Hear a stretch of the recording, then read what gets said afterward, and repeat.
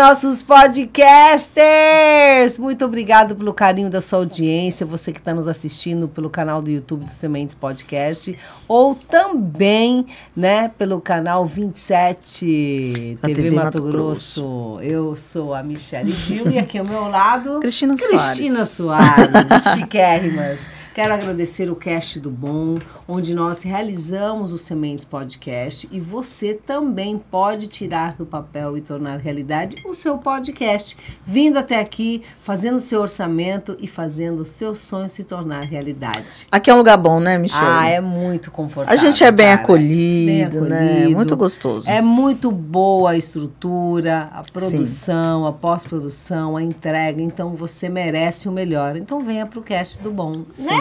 Exatamente. E vamos agradecer também quem faz o cabelinho, a maquiagem, Estúdio 202, muito obrigado, Ivan Diniz, Daniela Bi, pelo make-up e hair do Ivan Diniz, lá no Shopping Goiabeiras. Facilidade não tem mais, né? Você chega lá, mais fácil do que isso, impossível. Chega lá, estaciona, sobe a escada, vai lá, fica belíssima, pro seu dia, pra sua vida, pro seu evento, não é? Então, bom demais. Muito obrigado. Chega de agradecimentos.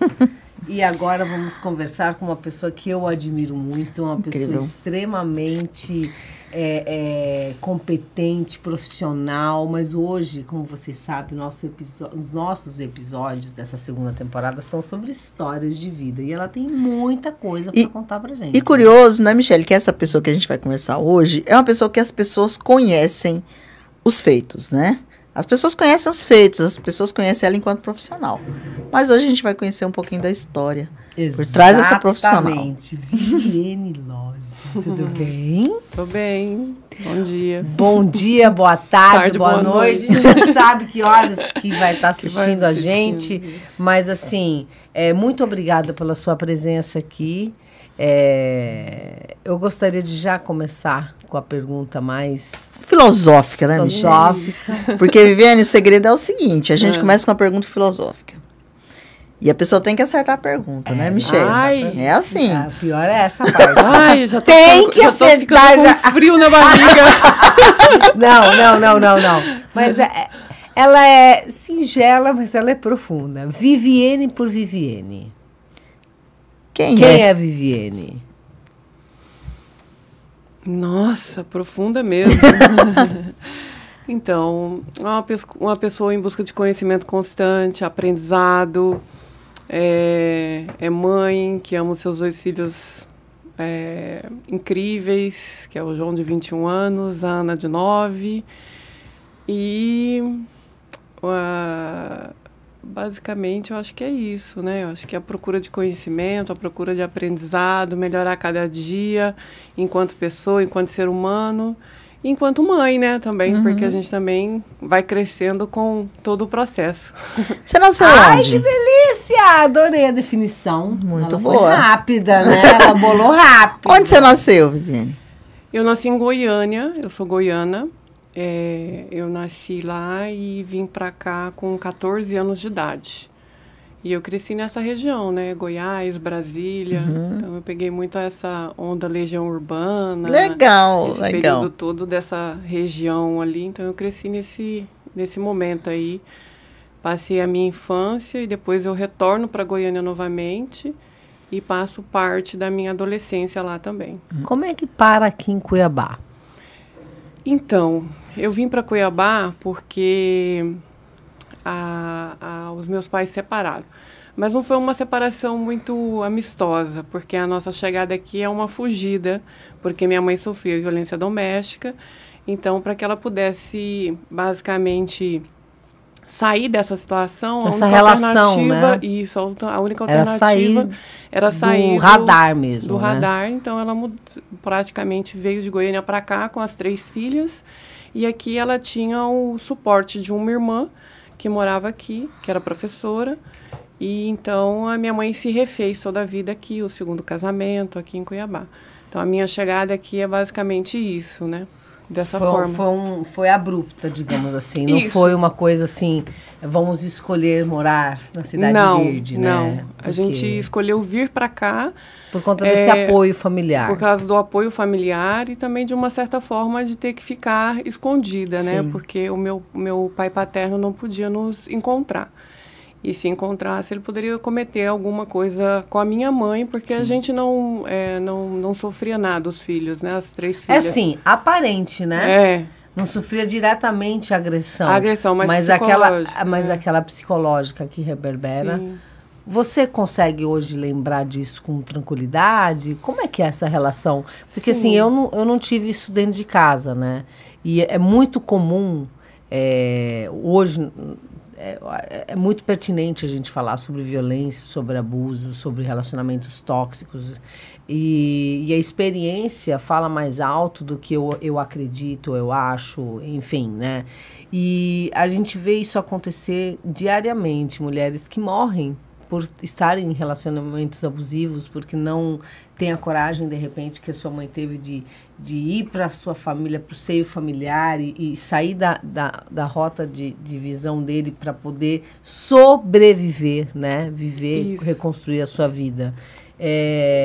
Como filha, como é que foi esse processo? Então, ele assim, para mim foi um processo porque eu vejo a minha mãe como uma guerreira, né? Minha mãe criou 3 filhas sozinhas, praticamente, né? A partir desse período, dos meus 14 anos. Então, a gente mudou por completo a nossa situação de vida que nós tínhamos. Então, quando eu chego em Cuiabá, eu começo a trabalhar muito nova, com 14 anos de idade. Nossa. E assim... Por sequência, minhas irmãs também vão na mesma toada. Então, a gente precisava trabalhar para poder... Você era mais velha? Isso, eu sou a mais velha das 3. Para poder conseguir se manter. Então, era eu e minha mãe. E isso eu tenho esse espelho muito grande, né? Porque a minha mãe, ela esperou que a gente pudesse ter uma certa idade... Para poder ajudar ela, Para poder ajudá-la. Então, eu vejo com muita coragem, né? Porque tem muitas mulheres que sofrem calada. Minha mãe sofreu calada até os meus 14 anos. Porque a própria família, às vezes, não acredita, né? Sim. Porque o homem que pratica a violência doméstica, para os familiares, ele sempre se apresenta como um bom homem. Sim. Né? E, assim... E normalmente essa é a faceta que ele mostra para a sociedade, do simpático, do engraçado, do gente boa, do maravilhoso, do perfeito, e na verdade ele é um carrasco. E, assim, a minha mãe, ela sofreu das 3 formas, né? Que foi a violência psicológica, a financeira, né? Que é a patrimonial, né? Que a gente fala, e a física, né? Então, ela também tinha agressões físicas. E, assim, a gente não... meu pai não era agressivo conosco, muito pelo contrário. Com a gente, com os filhos, ele era muito amável. Mas a minha mãe é como se fosse uma propriedade dele. Então, ele tinha essa relação de posse, né? Sobre ela.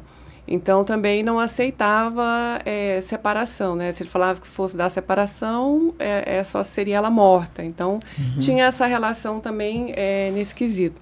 Muito abusiva em todos os aspectos. Então, a única alternativa foi essa, né? Para que ela pudesse... E ela sofreu muito tempo quieta, calada. Eu só fui perceber que a minha mãe sofria violência doméstica a partir dos 12 anos de idade. Até então, para trás, eu não conseguia ver, porque era tudo muito velado, né? E aí, a partir dos 12 anos, assim, que eu tenho muitas memórias, eu e a minha irmã, a gente já entrava em situações para separar a briga dos meus pais, entendeu? Principalmente o meu pai, né, que partia para o processo da violência. Sim. Então, é basicamente isso. Mas, assim, ao chegar aqui, a gente fez encaminhamento para psicólogo, a gente teve que fazer acompanhamento, tanto eu quanto as minhas irmãs, né?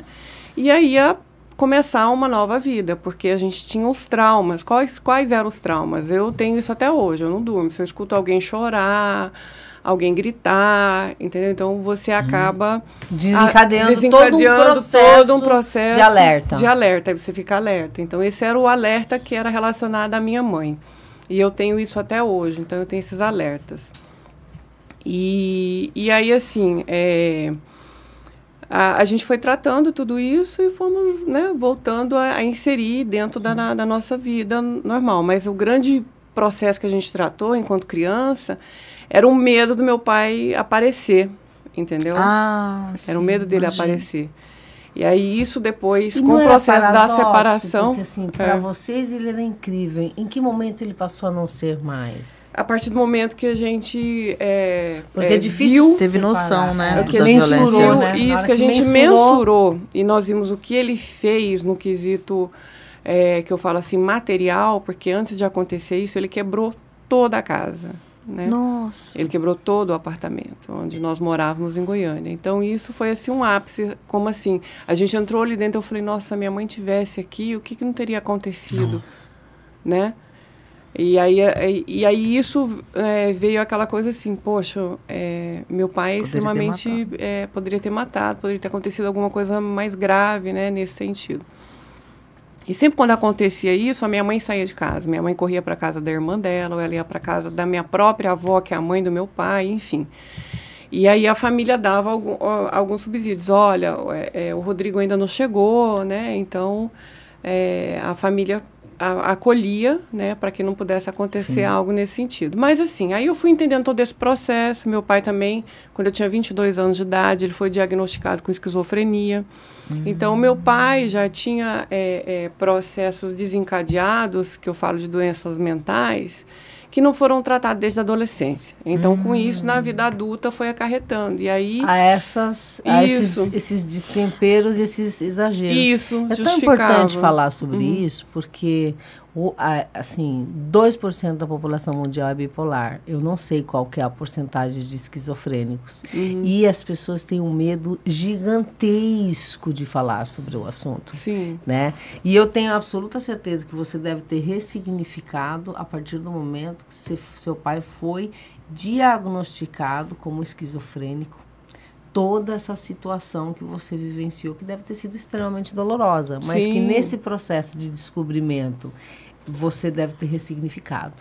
Ah, com certeza, porque a gente começou a percebê-lo diferenciado, vê-lo diferente, né? Assim, e meu pai passou por várias internações, né? Foram várias. E, assim, até o processo da aceitação da doença, tomar medicação. Então, nesse período, eu já estava em Cuiabá com 22 anos. Não estava mais em Goiânia. Então, aí, eu tinha situações que eu tinha que ligar para ele. Ô, pai, você tomou medicação? A minha avó falou que você não tomou, porque minha avó cuidou dele até o falecimento, né? Ele faleceu. Ele faleceu, ele já faleceu. E aí, assim, eu tinha que ligar, pai, vai tomar sua medicação? Ah, mas eu não vou tomar porque eu já tô bom. Eu falei, pai, você tá bom só porque a medicação tá fazendo efeito agora. Se o senhor ficar sem tomar, o senhor sabe o que vai acontecer. Tá bom, vou tomar. Aí ele tomava, né? Então, a minha avó tinha essa coisa comigo de eu ter que ligar. Sim. E meu pai, até o falecimento dele, foi eu e minha irmã do meio que cuidamos, né? Tanto no quesito financeiro, quanto no quesito de todo o suporte que a minha avó precisava. Para que meu pai pudesse ter uma qualidade de vida. Uma qualidade de vida, né? Então, isso foi assim, importante para a gente, porque a gente pôde retribuir para ele o pai tão significativo e importante que ele foi na nossa infância. Né? Então, acho que isso é importante. Sim. Nesse momento que foi um momento difícil dele, né? Sim. Porque esse momento difícil é principalmente para quem é o doente, né? De aceitar. Sim. A aceitação, depois que ele aceita, ele vê que ele não consegue mais se socializar, porque o esquizofrênico ele é um pouco diferente do bipolar. O bipolar tem um tipo de personalidade, esquizofrênico ele sai de si mesmo, né? Sim. Então, quando ele sai de si mesmo, para ele retomar, ele tem um momento lúcido, depois ele sai de si. Então, ele vive em vários mundos, né? Em vários planos. E assim, eu já peguei situações de ver meu pai falando em outras línguas, ele virar e falar assim, tá conversando com outra pessoa, oi, tudo bem, não sei o que, tal. Não, sai daqui, eu não quero mais falar com você. Né? Aí eu falava, oi pai, não, ele já foi embora, a gente pode conversar agora. Aí ele voltava em si e a gente conversava. Você vê, né? Tranquilamente, então tinha esses rompantes. E aí você vai entendendo, né? Você vai entendendo posterior tudo a questão dele, da agressividade. Então, meu pai, antes de ser internado, que ele teve um rompimento no coração, né? Foi cardíaco, que foi a internação dele, e depois fez a cirurgia.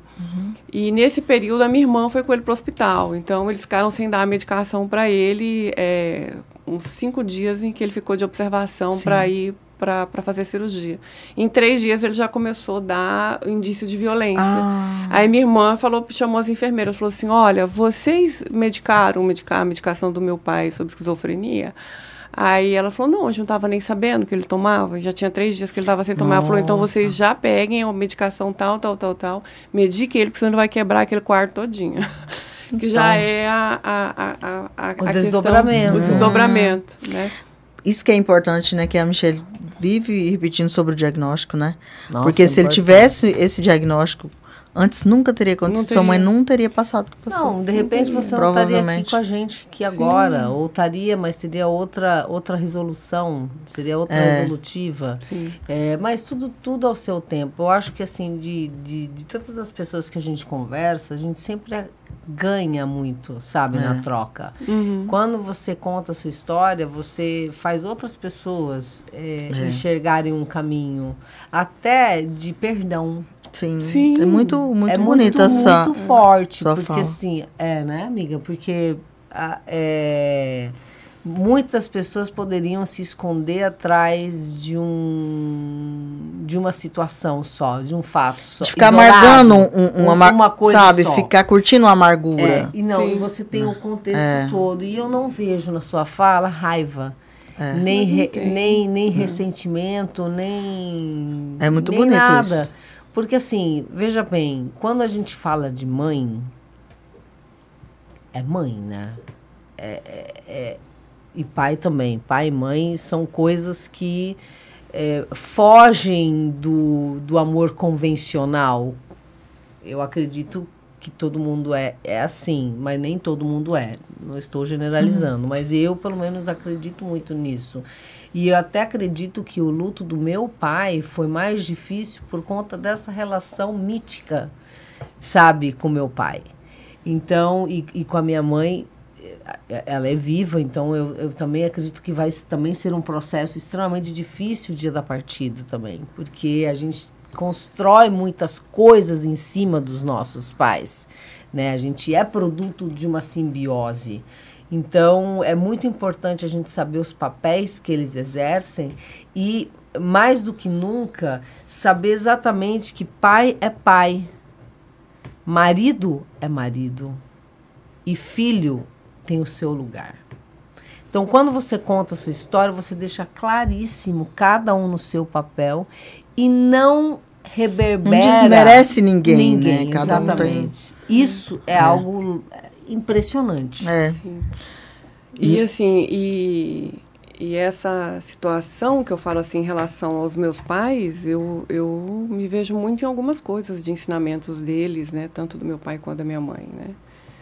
E são valores que a gente carrega para a vida, né? E eu acho que eu ser isso que eu sou hoje é um pouco da educação do que eles me deram, né? Então, assim, eu vejo que por mais que as famílias não são perfeitas, não existe perfeição. Não, pelo amor de Deus, longe mas disso. O que você precisa entender é acolher, né? Então, eu acho assim que o acolher o meu pai num momento que foi muito difícil para ele, né? E para a gente também poder lidar com tudo isso.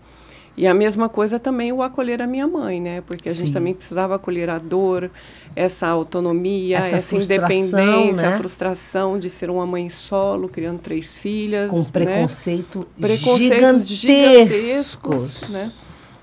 Então, assim, hoje a gente, eu falo assim, eu tenho maturidade para enxergar todo um cenário de todo esse processo, né? Você sempre teve essa lucidez ou você construiu ela? Ela é um processo, a gente vai construindo, né? Porque o nosso processo de entendimento, na adolescência você pensa uma coisa, né? Sim. Depois, quando que nem ler o livro. Você vai amadurecendo, né? Você vai amadurecendo. Cantinhos que você não via antes. Você lê um livro hoje, e amanhã já é outra coisa. Você descobre outros cantos do livro. Justamente. Então, eu acho que isso foi um processo para chegar até agora. E assim, uma das coisas que eu falo também, meu pai, quando se foi, né, eu uso isso com muita experiência. Ele me esperou chegar. Para ele. Gente. Entendeu? A minha irmã estava em Goiânia, voltou para Cuiabá, minha irmã que mora em Portugal, voltou para Cuiabá. E eu ia para trocar com ela para ficar esse período que meu pai estava na UTI. Então, nessa troca, Aí chegou eu e minha irmã, falei, pai, nós estamos aqui, né? Eu tô aqui, eu vim para ficar no lugar da Suzane, tal. E ele não teria inconsciente. Aí nós fizemos uma prece, eu falei, olha, pai, eu quero que você saiba que você foi um pai maravilhoso, que você foi isso, tal. E eu e minha irmã falamos a mesma coisa para ele. E no outro dia ele se foi. Nossa, Era gente. que ele precisava ouvir. Ele precisava ouvir, entendeu isso? Então ele esperou eu chegar. E aí eu cheguei, como meus avós e todo mundo não tinha estrutura para lidar com toda a situação, então, assim, eu cheguei e fui lidar com toda a situação. Então, ele estava esperando eu chegar e o irmão dele, que é depois dele, que estava fora. Que o meu tio trabalha na FUNAI. Então, meu tio estava fora e meu tio chegou. E aí, ele viu o irmão e depois foi esse momento comigo, com a minha irmã. E aí, no outro dia, ele teve uma parada e partiu. Nossa. Né? Então, esse momento é um momento, assim, que o despedir, ele é extremamente importante. Você também poder falar para as pessoas, né, em vida ou em situações, o quanto elas são importantes para você, né? E eu falava isso constante para o meu pai, por telefone, né, em momentos que a gente se encontrava. Mas aquele momento eu sinto que foi importante para ele. Porque eu falei assim, se o senhor quiser partir, pode ir. Né? Saiba que o senhor está indo com o dever cumprido enquanto pai.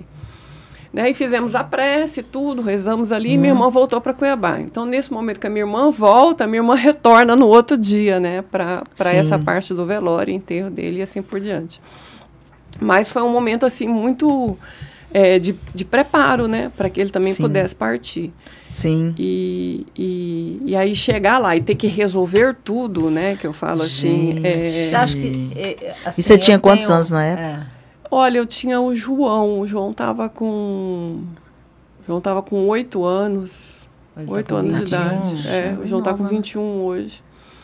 Já vai fazer que eu perdi meu pai, já vai fazer 13 anos, isso. Faz um tempinho já, né? Tem um tempinho. E dói do mesmo jeito, É muito triste, né? É uma coisa assim, amiga, nós três já não temos pai. Então, assim, podemos falar de cátedra. É uma coisa, assim... É muito doloroso. Surreal, assim. O meu faz 4 anos, parece que foi ontem. E foi numa época... Eu ia fazer uma pergunta, antes de te perguntar qual foi a idade que você... Não, mas não precisa não, a gente já tem, né? 13 anos atrás, ninguém vai revelar a idade aqui. Não. Eu queria perguntar se você acha que... Porque você falou de uma coisa chamada despedida. Né? E eu ia pegar esse gancho quando você falou... Muito bom. A despedida é muito significativa, né? Eu perdi meu pai para a pandemia. Então, não teve essa despedida. Na época que ele contraiu, desenvolveu e faleceu, foi relativamente rápido, foi 13 dias. Teve gente que foi meses que ficou entubada e depois faleceu. Então, existem várias perspectivas de um fato, né? Eu sempre me agarrei na gratidão porque eu não tive a oportunidade de me despedir. Então, nem presencialmente, nem fisicamente, no sentido... você não podia velar o corpo. Sim. E algumas pessoas acreditam que isso foi algo que ajudou, de repente, algumas pessoas. Mas no meu caso, aí falando do meu caso, para os mimimis de plantão, no meu caso, eu acho que faltou. Eu sempre fui uma pessoa que me escondia atrás da gratidão, então eu falava assim, não, foi bom do jeito que foi, porque a gente também não viu ele naquela cena que é muito triste, né, do velório e tal. Mas há tantos anos a gente tem essa construção da morte, pelo menos aqui no Ocidente, dessa forma, com toda essa morbosidade que eu acredito, eu acho uma coisa muito deselegante você... é algo muito estranho você velar um corpo, mas ao mesmo tempo é intrínseco e necessário para fechar um ciclo. E porque você precisa de chorar naquele momento. Você precisa desaguar. Você precisa aparentemente, no meu, não teve esse momento, porque foi algo que foi... Meu pai foi cremado, não foi enterrado. Então, teve vários processos que não existiram. Então, eu tive luto tardio. Sim. Por conta dessas faltas. Eu atribuo a essa falta mesmo, desse mesmo preparo, mesmo que não fosse, sei lá, 24 horas de velório, que sejam só 2, entende? Mas esse despedir, esse desligar é necessário. Mas isso pós-mortem, né? Mas quando você fala de consciência, tranquilidade, dever cumprido, é quando você faz em vida. Sim. Porque foi uma coisa de fazer as pazes, né? Sim. Porque é muito importante para quem está assistindo, por conta da forma que a gente mantém as nossas relações. Sim. Né? Então, essa parte do perdão, essa parte do entender, eu acho que a gente vive em uma época empatia, de muita incompreensão. Sim. A gente julga a partir de uma superfície, a gente julga a partir de uma coisa, de um fato. E essa de você descobrir, não, mas por que tal comportamento? Então, eu vejo assim, isso é tão importante, Viviane, porque é importante para todo mundo. Não só pela situação de morte, mas pela situação de vida, sabe? Eu vejo pelos relacionamentos que a gente tem.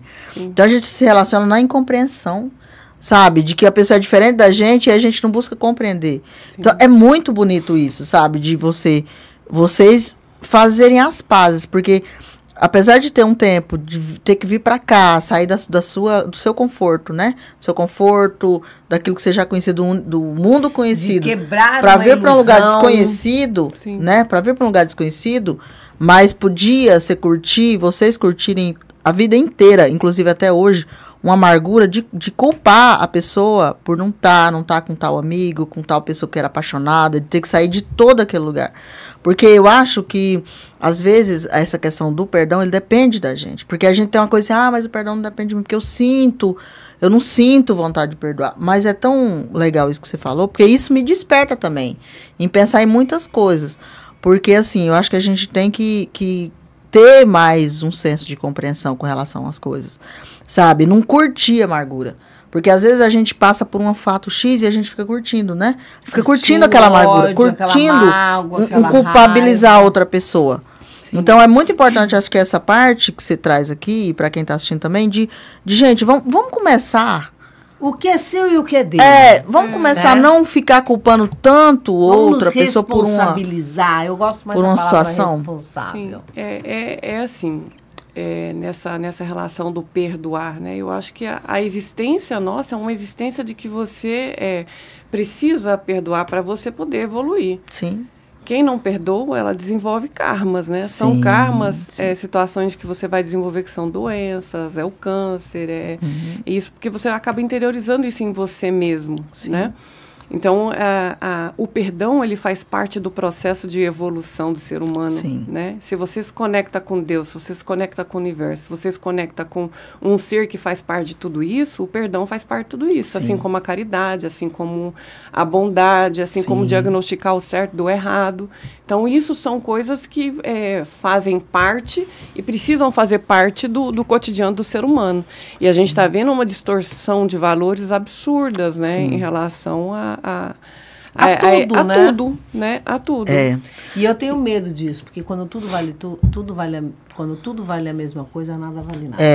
Isso E até uma coisa que a gente... líquido demais. É profunda a frase, mas é muito líquido, porque as relações são líquidas, né?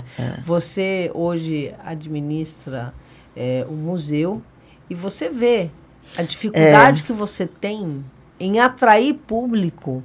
Nós tivemos uma conversa com a Mariana, né? Ela que é atriz, filósofa, né? Estudou filosofia.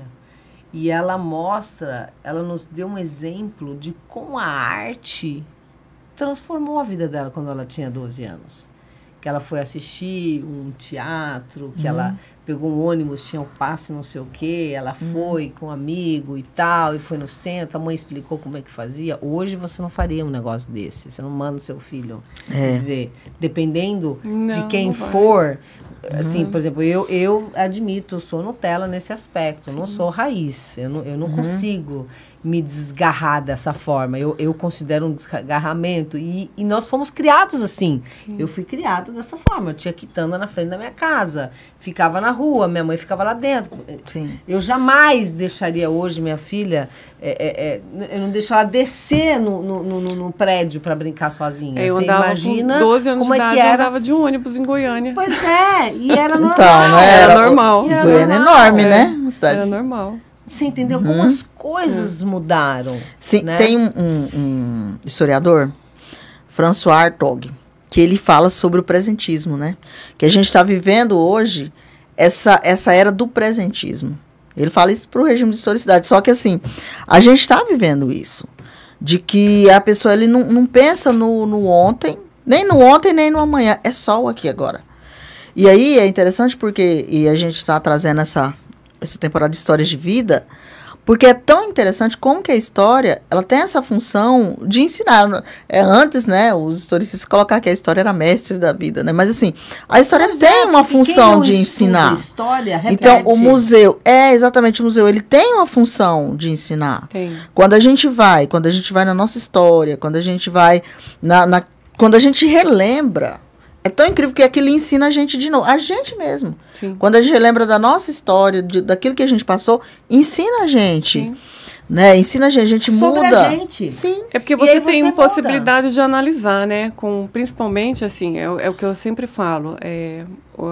Os espaços de museu, os espaços de memórias, eles são espaços educacionais, Sim. né? Por mais que eles são espaços museológicos, né? Eles são espaços em essência educacional e espaço cidadão. Sim. Então, dentro dessa perspectiva, não tem como você não utilizar esses espaços para você desenvolver um trabalho que nós chamamos de educação museal.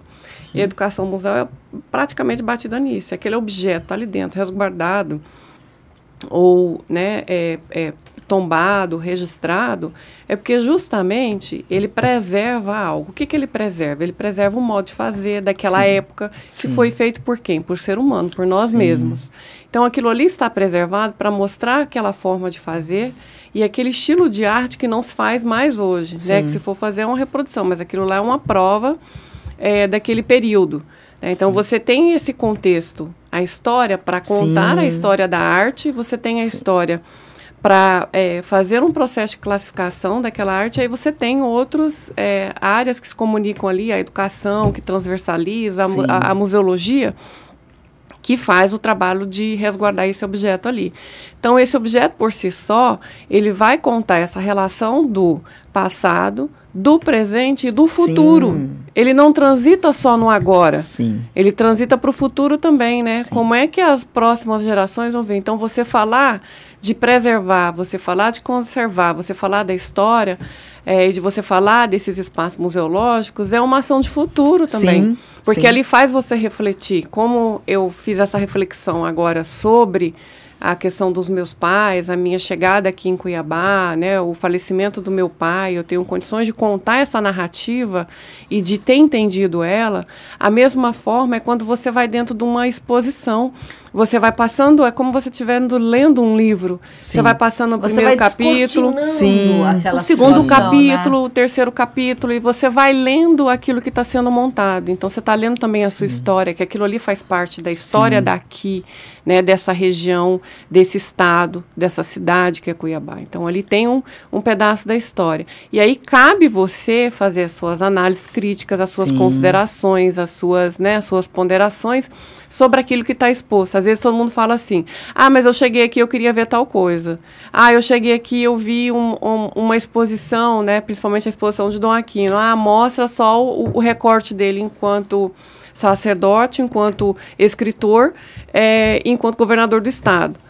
Tá, a gente montou esse recorte. É porque o nosso acervo está nesse recorte. Então, a gente apresenta esse. Mas isso não impede que um pesquisador possa aprofundar.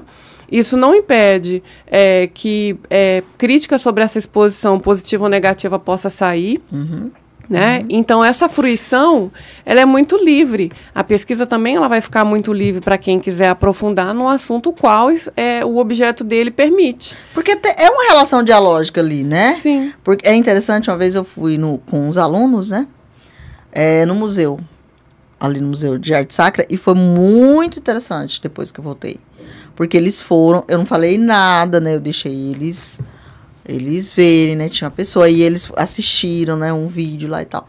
E aí, quando eu cheguei na escola, né? No outro dia, eu fui perguntar para eles sobre as impressões. E um aluno me falou uma coisa que eu fiquei, assim, encantada. Porque aí ele falou da igreja, eles ficaram muito encantados com a igreja, porque eles assistiram um vídeo com a coisa da implosão da igreja. Ah, sim. E aí eles ficaram assim, sabe, mas como que pode, não podia ter... Eu achei muito legal, porque eles começaram... Eles, né, que começaram a falar sobre preservação de patrimônio. Eles começaram a falar da questão da modernidade.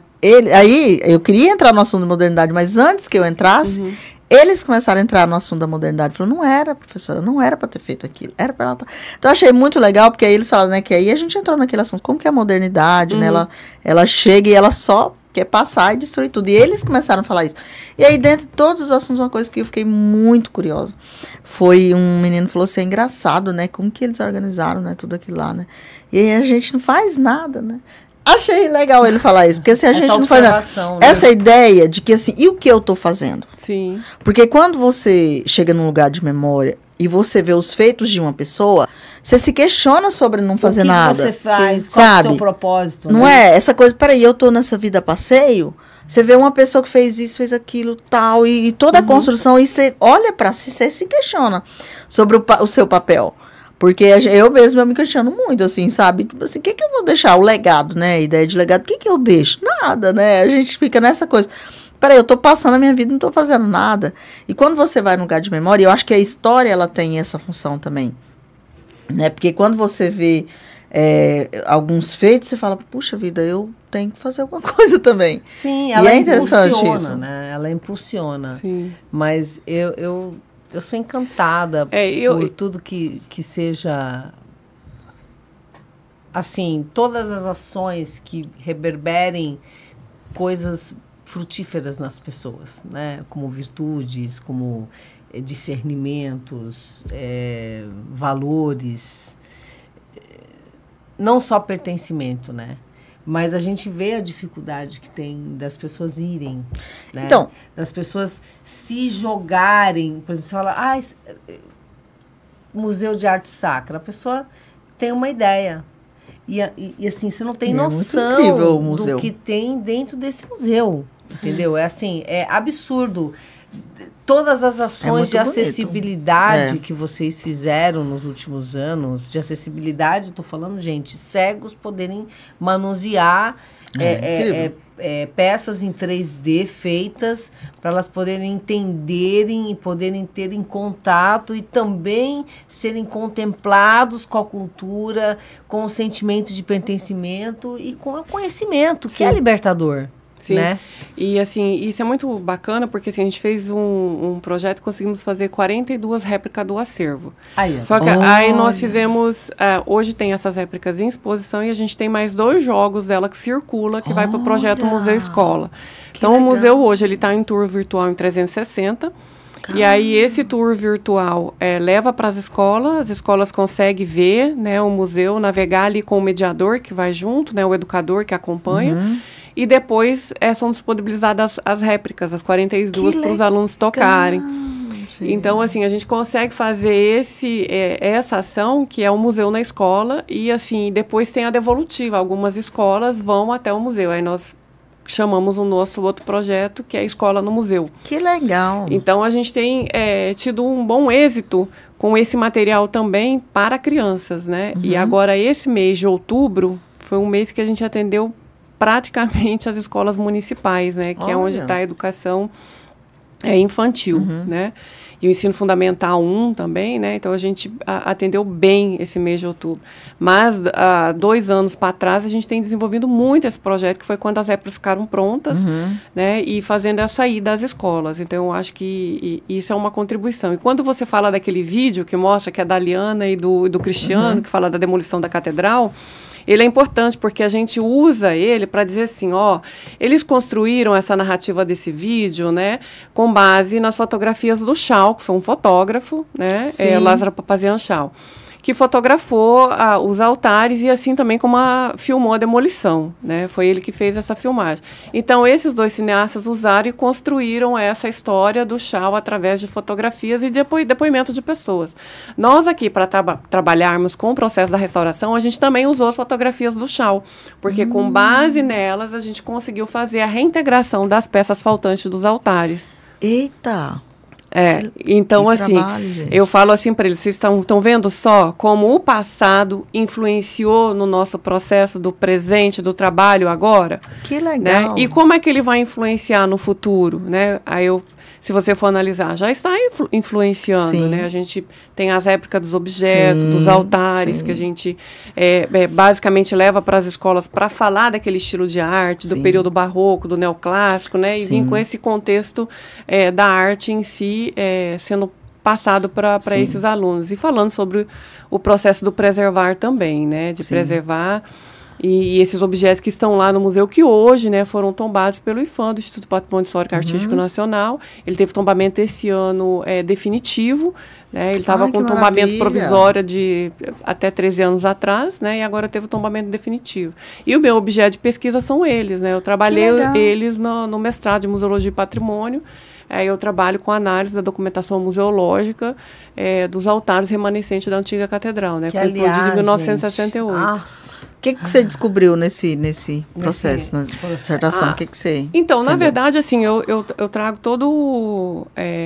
fazendo uma conceitualização, né, do que vem a ser inicialmente de forma científica, apresentando o que é a museologia, o que é o Museu de Arte Sacra, né, trazendo a questão o que é a catalogação, né, o que é a ciência da informação, trazendo essa informação porque eu acabo... no último capítulo, sugerindo um processo de catalogação mais completo desses objetos, né? Mas, no segundo capítulo, eu falo sobre esse percurso histórico todo, sobre essa iconografia, historiografia, que faz para o processo da preservação. E eu parto do pressuposto que os altares foram primeiro musealizados para depois serem patrimonializados.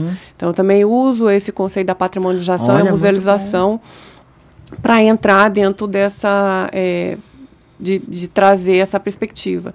Aí eu uso como referência, eu uso Bourdieu, porque minha orientadora usou muito Bourdieu, é um sociólogo. Eu uso como referência a minha professora, né, e orientadora, que é a Diana Lima Farjala, que é inclusive uma das fundadoras, junto com a Teresa Scheiner, do curso de Museologia da Unirio.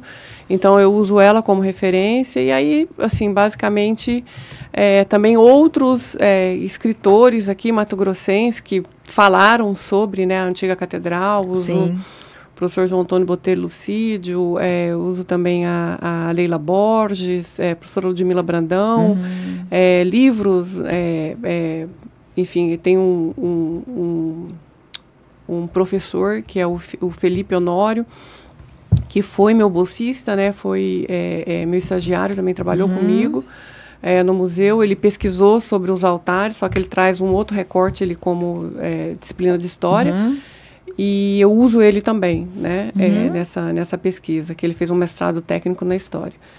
E, enfim, né, e aí tem a Marina Lacerda. Uma paixão fodida, né? Que delícia. E é legal porque, assim, produzir dissertação sobre esse assunto com tanta experiência no museu, eu fico bastante curiosa de ver. E onde que já está disponível na CAPES? Ou ainda está no processo? Semana que vem. Semana que vem! Já vai estar disponível. Quando tiver, então, como que a pessoa encontra? O que ela tem que digitar lá? É só no site da Unirio. Entrou no site da Unirio, vai digitar. Qual que é o tema Museu de Arte Sacra, altares remanescentes da antiga Catedral do Seu Bom Jesus de Cuiabá. 2 pontos. Uma análise da documentação museológica. Gente, então, foi um trabalhão para fazer, isso. né? Aí, nessa análise da documentação museológica também, eu uso o processo de tombamento do IPHAN e todas as documentações de processo de restauro desses altares que foram desenvolvidas pelo museu, né? Desde a época da Dona Marli Pomô, que é lá da década de 70, até os dias atuais, até 2024, que eu encerro em junho de 2024. Olha que legal. Depois é até bom você enviar pra gente o link quando já estiver disponível, porque é um assunto que interessa muito o pesquisador. Sim. Porque assim... Entender como é que funciona esse universo. Porque assim, você... De catalogação é o mais importante, porque é como a gente consegue acessar. Sim. Né? Exatamente. O acesso é primordial. E aí, uma outra curiosidade que eu tenho, como você chegou ao museu? Que eu cheguei ao museu? Então, eu comecei a trabalhar com cultura aos 12 anos de idade. Assim, eu fiz curso de modelo em Goiânia, porque assim, hoje a moda faz parte da cultura. Aí você só vai entendendo como é que eu chego na cultura devido a esse percurso, né? Então, com 12 anos eu comecei como modelo, depois eu venho para Cuiabá, aí modelo aqui também, aí depois eu volto para Goiânia, modelo em Goiânia e modelo em São Paulo. Gente, que legal. E aí, depois desse período que eu retorno para Goiânia, eu faço teatro no Martim Sererê. Que entendeu? legal. Aí eu fiz teatro no Martim. Atriz ainda, bicho. Tá vendo? Olha que legal. Ai, deu até um grito aqui. Meu Deus. Aí eu fiz teatro no Martim Sererê. Então, fiz um tempo de teatro lá. E aí, depois eu retorno para Cuiabá. Quando eu retorno para Cuiabá, porque eu tive uma experiência de morar com meu pai em Goiânia, né? E aí, eu retorno para cá, termino o 2º grau. Aí eu faço o 3º ano e cursinho aqui em Cuiabá. E depois eu vou para Goiânia novamente para fazer vestibular e volto para Cuiabá também para fazer vestibular na época, né? E aí aqui eu passei em Cuiabá. Desisti de fazer o que eu queria, que era arquitetura, né? Eu sempre quis ser arquiteta. Olha lá. Mas sempre você quis ser é arquiteta. arquiteta dos nossos sonhos. Eu falo que sou uma arquiteta frustrada. Não, gente. Não, tem não, essa parte na vida da gente também. Eu acho que eu sou tem essa parte frustrada. Eu queria ser psiquiatra. A gente tem, cada um de nós tem uma coisa. Tem um lado B. Tem um lado B. Mas eu ainda vou fazer graduação em arquitetura. Eu falo isso para as pessoas, ainda vou fazer. E aí, assim, eu tentei arquitetura lá e voltei para cá. E aqui a minha tia era educadora, né? Minha mãe também é da área de educação. Então, aí não teve como, né? Unir útil ao agradável. Fugiu, não teve como fugir, né? Gente, tinha como fugir. Então, aí eu entrei na educação, né? Fiz letras, a minha graduação, a primeira é em letras. Que legal. E aí fiz letras, ao mesmo tempo que eu fazia letras, eu fazia comunicação. Só que eu não consegui manter as duas faculdades. Aí finalizei letras, não concluí comunicação. Aí depois, terminando letras, eu fiz metodologia de ensino, né? E depois fiz planejamento e gestão cultural. E aí, vou contando o restante agora no decorrer, porque você me perguntou como eu entrei, né? Sim. Então, eu comecei por aí. Da educação, eu fiz essa transição, já indo posterior para a cultura. Mas eu já trabalhava, mesmo na educação, dessa forma transversal, com a cultura e a educação. Né? E aí, quando eu praticamente conheço o meu esposo, que é da área do teatro, né, que é o Eduardo Espíndola, ele foi do Teatro Fúria, fez parte do movimento da ITF, né, da Escola Técnica, no teatro também, da Escola Técnica, foi aluno do Gilberto Nasser, né? Enfim, nossa, que formou legal. Ali nesse movimento todo. E ele foi do Teatro Fúria, um dos fundadores do Teatro Fúria, junto com Giovanni, com Péricles, com Toledo e Andra Firmo, que é os que começam, né, o processo com o Teatro Fúria. E aí eu entrei na produção cultural, produzindo Teatro Fúria. Sério? Eu fiz um teste pro Teatro Fúria. Você sabia disso, né? Sim, eu lembro, eu estava lá. Aí ela tava. Passou vergonha, Michelle. Passei vergonha. Ai, Jesus, eu estava lá. Essa pula, sabe que tem muito tempo. Muito tempo. Você sabe essa história? É assim. E foi graças ao Teatro Fúria que eu fiz o meu primeiro comercial. O que aconteceu? Meu pai... E já vamos finalizar. Ela vai falar ainda quando ela chegou no museu, Michelle. Ainda vai ter peraí, vai ter mais... Só vou explicar isso. Meu pai chegou, trouxe o gás natural, tal, mas ele precisava, sabia que a filha dele tinha habilidades artísticas e falou, não, vamos no teatro, né? Qual que é o melhor teatro? Foi no Sesc Arsenal, falaram pra ele e falaram assim, Teatro Fúria. Isso há 20 anos atrás, mais de 20 anos atrás. Aí tá bom. Aí meu pai falou, falei, entrei em contato, fui, fiz o teste, fiz uma doida, não podia ser outra pessoa, né? E acabou. Eu não passei, não me chamaram de volta, mas fui super bem recebida e eu lembro que a Keiko precisava de uma indicação de alguém novo, diferente, sei lá. E eu acho que ele ligou ou pro Eduardo, ou pro Giovanni, ou pro Pérlix, ou pra você, ou pra alguém do Teatro Fúria. Eu só sei que ela ligou pra mim num domingo, que eu achei super estranho. Eles já estavam desesperados, eles não estavam achando quem que ia fazer a Chacrete dos 20 anos modelo. Eita! Eita, Nossa Senhora! Tenho foto disso. Ah.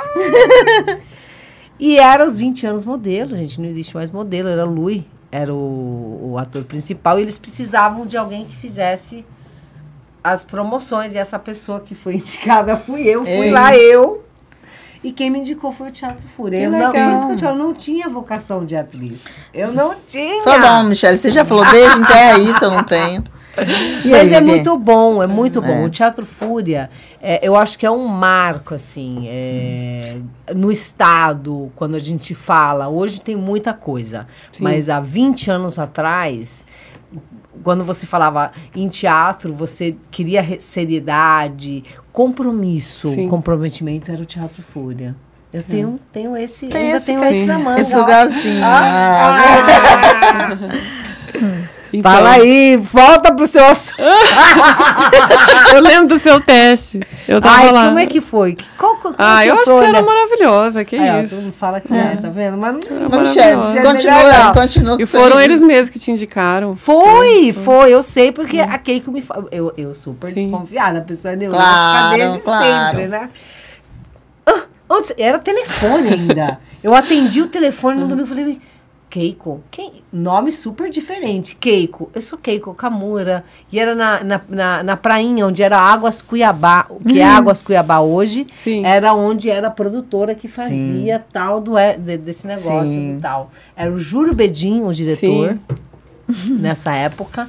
E depois desse momento que eu conheci o José Augusto. No aniversário do Júlio Bedin na Zum Zum. Fui eu, papai e mamá. Olha só. Legal. Papai ainda virou e falou assim, você sabe, né? E eu tenho que... Sou velha já, tenho que ir embora cedo. Ele era muito espirituoso, meu pai. É maravilhoso essas histórias, né? Você ficar lembrando, assim, as coisas do passado. É muito bom.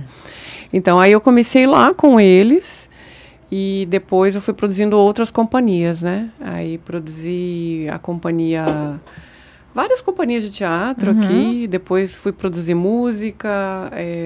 Que legal, gente. Produzi Vera Capilé, produzi o Abel Santos. Fiz vários shows. Fiz o primeiro show da Vanessa da Mata aqui. Nossa! Ai, que legal! Mas é muito eclética essa mulher, gente. Fiz o primeiro show da Vanessa da Mata, depois... outros shows também, foram vários shows que a gente acabou produzindo. E aí eu fui convidada, né? O Mário Olímpio, quando ele assumiu a Secretaria Municipal de Cultura, ele tinha a empresa dele e eu já tinha a minha empresa também, trabalhava na parte de produção. E eu funcionava na Tempo Comunicação, que era do Fabrício Meirelles, não sei se lembra dele. Então tinha a empresa que era Calangos, nós dois éramos sócios. Calango! Sim. Calango. E o Fabrício Meirelles. Aí era a Calangos, então a gente fazia tinha algumas outras produções. Festival, mas o festival era do pessoal do Espaço Cubo, nessa época.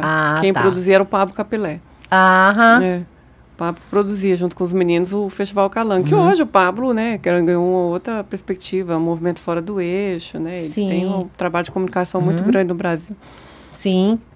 E aí eles Mas produziam. lembrar que nasceu aqui. É isso que a gente precisa inspirar nas Nós todos somos da mesma época. Você também é desse período, né? Todos nós somos dessa época. Eu sou desse período. Minha filha me perguntou esses dias, você é do século passado? Minha filha foi bem passado, do século bem... Só que antes, na faculdade, eu fui de movimento estudantil. Então, como eu fui de movimento estudantil, eu produzia as coisas na área da cultura também na faculdade. Que legal, gente. Fazia os shows, fazia uma série de coisas. E aí eu fui para abrir a empresa, né? Que era junto com o Fabrício Meirelles. E depois a gente começou a fazer algumas outras coisas, né? Produzia também algumas coisas do próprio Fúria. Sim. E aí eu fui convidada para o Mário, né? Que o Mário assumia a Secretaria Municipal e tinha a empresa dele, que era a MA Art Media. Então ele falou, olha, você não quer vir para cá, né? Para está tomando conta da minha empresa, dos projetos que estão em andamento, né? Tem alguns projetos e tem outros, né, que estão em processo, e eu precisava de alguém que tivesse essa pegada, né, que é a pegada de mercado que você tem. Eu falei, tudo bem, eu topo, então vamos. Aí criamos sociedade, aí levei a minha empresa e a dele trabalhava com as duas, né? Que legal. E aí fiz Gente, muita coisa. Não deixa ela continuar, ela vai chegar no museu. Ela vai chegar. Depois não exibe na TV, depois eu tô falando.